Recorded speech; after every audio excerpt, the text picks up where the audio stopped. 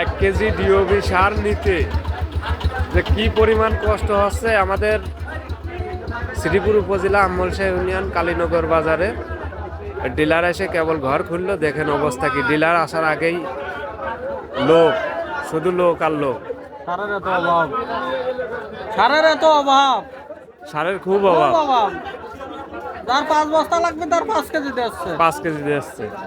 কি পরিমাণ কষ্ট ভোগ করতে আছে সবাই। সিরিয়াল ডিলারের ঘর থেকে কালীনগর ব্রিজ পর্যন্ত আছে শুধু সিরিয়াল আর সিরিয়াল।